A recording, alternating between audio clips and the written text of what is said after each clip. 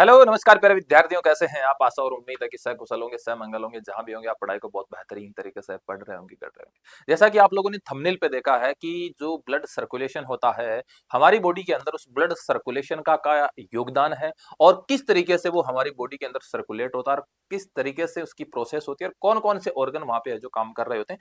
इन सारी चीजों की चर्चा आज करने वाले हैं। एक छोटा सा वीडियो आप लोगों के सामने है और इस वीडियो में आप लोग ये देखेंगे कि वीडियो बहुत छोटा है लेकिन नंबर ऑफ क्वेश्चंस आपके बहुत ही यहाँ पे लाजवाब और बहुत ज्यादा मात्रा में नंबर ऑफ क्वेश्चंस बहुत ही यहाँ पे अच्छे होने वाले हैं और मात्रा में भी क्या होंगे, यहाँ पे क्वांटिटी भी इनकी क्या होंगी मेरे भाई, ज्यादा होगी। तो बने रहिए वीडियो के अंत तक और आप देखिएगा कि किस तरीके से हम हर एक छोटी से छोटी चीज को यहाँ पे अपन जो कवर कर पाते हैं।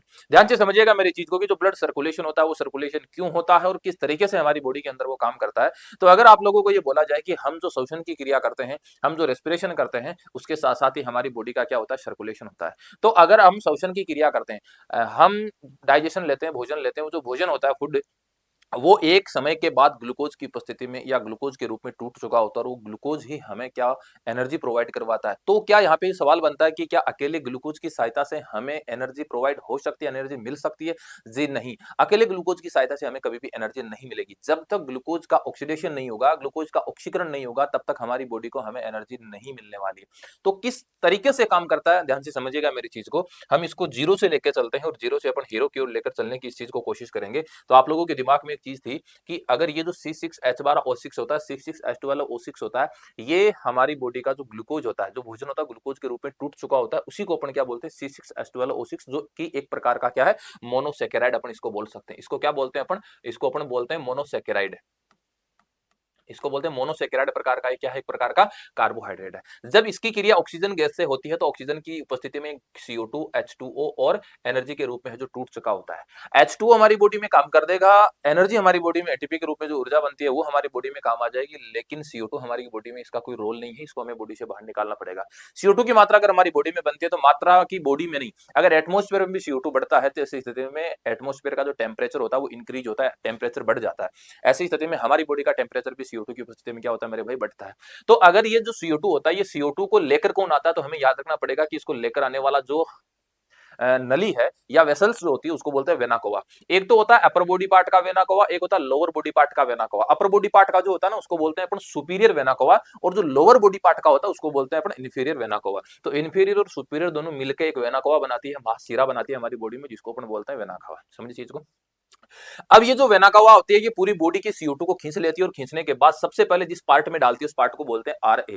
RA का मतलब है यहाँ पे राइट ओरिकल, राइट ओरिकल का मतलब है दायां आलिन। भाई आप लोगों को ये तो पता ही होगा कि हमारा हार्ट होता है, हार्ट के 4 चेंबर होते हैं, 4 चेंबर में ऊपर वाले दोनों चेंबर ओरिकल होते हैं, नीचे वाले दोनों चेंबर वेंट्रिकल होते हैं। राइट ओरिकल उसको राइट ओरिकल बोलेंगे, लेफ्ट और लेफ्ट बोलेंगे, ऐसे ही वेंट्रिकल में अपन बोलेंगे। तो सबसे पहले जिस चेंबर के अंदर आता है उस चेंबर को अपन बोलते हैं राइट ओरिकल। तो CO2 वाला जो ब्लड आएगा वो सबसे पहले राइट ओरिकल वाले पार्ट में है जो यहाँ पे पहुंचता है। अब इस राइट ओरिकल के अंदर पहुंचने के बाद ये जाता है राइट वेंट्रिकल में। लेकिन राइट ओरिकल और राइट वेंट्रिकल के बीच आप हमेशा इस चीज को भी ध्यान में रखिएगा कि हमारा जो हार्ट होता है उसके अंदर जो वोल्व पाए जाते हैं, जो कपाट पाए जाते हैं, उनकी संख्या भी कितनी होती है, 4 होती है। चारों के नाम आप लोगों को मैं बता देता हूं एक बार। एक तो होता है ट्राइकस्पिड वोल्व, एक होता है मिट्रल या डाइकस्पिड वोल्व, एक को बोलते हैं अपन सेमी लूनर वोल्व और एक को बोलते हैं अपन एओटिक वोल्व। मतलब नंबर ऑफ वोल्व जो होते हैं हमारी बॉडी में उनकी संख्या कितनी होती है मेरे राजा, उनकी संख्या होती है हमारी बॉडी में 4 है। चारों की आपको नाम याद रखने, चारों की आपका जो स्थिति है, लोकेशन है, वो आप लोगों को पता होनी चाहिए कि कौन कौन से चेंबर के अंदर कौन कौन सा वॉल्व है जो यहाँ पे प्रेजेंट होता है। अब ये जो CO2 वाला ब्लड है, ये O2 CO2 वाला ब्लड आएगा राइट ओरिकल से राइट वेंट्रिकल में, किसकी सहायता से आएगा, तो आप लोगों को याद रखना ये ट्राइकस्पिड वोल्व की सहायता से हमारी बॉडी के अंदर है जो यहाँ पे प्रवेश करेगा। ट्राइकस्पिड वोल्व का प्रवेश करने के बाद सेमी लूनर वोल्व जो कहां पाया जाता है, जो पाया जाता है राइट वेंट्रिकल में। कहां पाया जाता है, राइट वेंट्रिकल में पाया जाता है। राइट वेंट्रिकल में मैंने आपको अभी बताया कि यहाँ पे एक वोल्व पाया जाता है जिसको बोलते हैं सेमी लूनर वोल्व, या हिंदी में अपन इसको बोल सकते हैं अर्धचंद्राकार कपाट है जो यहाँ पे पाया जाता है। अर्धचंद्राकार कपाट जो होता है वो डायरेक्टली जुड़ता है हमारे लंग्स वाले पार्ट से। किससे जुड़ेगा, हमारे लंग्स वाले पार्ट से जुड़ेगा। और जुड़ने के लिए यहाँ पे एक अलग प्रकार की क्या पाई जाती है, वेसल्स पाई जाती है। उस वेसल्स का नाम होता है यहाँ पे पल्मोनरी आर्टरी, या अपन इसको बोल सकते हैं फुफ्फुस या पल्मोनरी धमनी के नाम से अपन इसको जानते हैं। और इनको जोड़ने वाला जो वोल्व है उस वोल्व को अपन सेमी लूनर वोल्व की सहायता से जो जानते हैं। तो ये जो सेमी लूनर वोल्व है और जो ये पल्मोनरी आर्टरी है, इन दोनों की सहायता से हमारा जो लंग्स वाला पार्ट है, लंग्स वाला पार्ट किससे जुड़ेगा, हमारे राइट वेंट्रिकल वाले पार्ट से जुड़ेगा। या अपन इसको ऐसा बोल सकते हैं कि हमारे हृदय को इस लंग से जोड़ने वाले दो ही वोल्व होते, ये दो ही चैम्बर होते हैं, एक तो आरवी होता है, एक एलए होता है। तो आरवी तो जुड़ेगा सिर्फ अशुद्ध इम्प्योर ब्लड की सहायता से, और ये जुड़ेगा, ये आगे की बात है, ये जुड़ेगा और CO2 वाले ब्लड को कहां लाके छोड़ देगा, लंग्स में लाके छोड़ देगा। लंग्स का जो सबसे छोटा पार्ट, स्मॉलेस्ट पार्ट होता है, उसको अपन बोलते हैं एल्वोली, या अपन इसको बोल सकते हैं वायु कूपिका। तो ये वायु कूपिका होती है, इसके अंदर गैसों का क्या होता है, आदान प्रदान होता है, गैसों का विनिमय होता है, गैसों का ट्रांसफ्यूजन होता है। तो हमने जैसे ही सांस छोड़ा तो हमारी बॉडी से CO2 गैस क्या हो गई, रिलीज हो गई, CO2 गैस बॉडी से बाहर हो गई। या अपन ऐसा बोल सकते हैं कि ऐसी स्थिति अपन एक्सहेल बोलते हैं इसको, जब अपने रेस्पिरेशन में जाएंगे तो अपन इसको किस नाम से जानते हैं, अपन इसको एक्सहेल के नाम से जानते हैं। अब जैसे ही सांस छोड़ा तो सांस छोड़ी तो बॉडी के अंदर गैसों की क्या होगी, क्वांटिटी कम होगी, तो हमें वापस गैस को इंक्रीज करना, अंदर इंक्रीज लेना पड़ेगा। तो जब हम वापस गैस को इनहेल करते हैं तो अंदर गैसों को लेने को अपन बोलते हैं इनहेल, इनहेल बोलते हैं। इनहेल में ऑक्सीजन आ जाती है और ऑक्सीजन के साथ हीमोग्लोबिन जुड़ जाता है और हीमोग्लोबिन का फॉर्मेशन यहाँ पे हो जाता है, कहाँ पे, हमारे लंग्स वाले पार्ट में। उसके बाद में ये जो ब्लड हुआ ना, इस ब्लड को अपन बोलते हैं प्योर ब्लड। क्या बोलते हैं, इसको बोलते हैं प्योर ब्लड। और ये जो ब्लड था, इस ब्लड को बोलते हैं अपन इम्प्योर ब्लड, क्योंकि CO2 वाला ब्लड था, तो CO2 वाले ब्लड को बोलेंगे अशुद्ध रक्त बोलेंगे अपन।